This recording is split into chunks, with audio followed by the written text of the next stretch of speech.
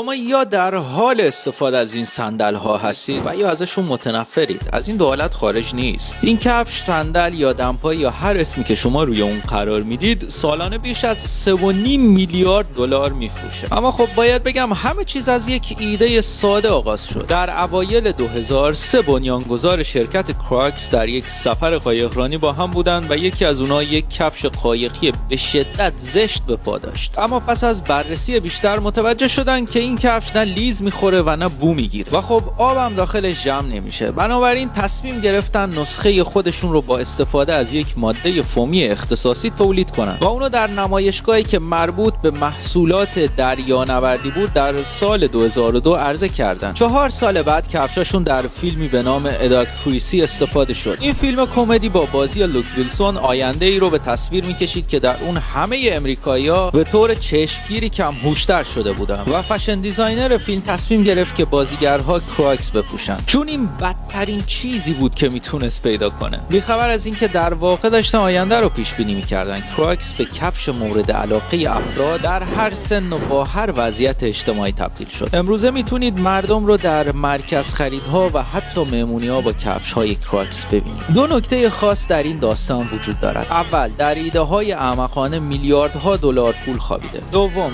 چیزی به عنوان تبلیغات بد نداریم. این داستان رو فراموش نکنید. سپاسگزارم از همراهی شما.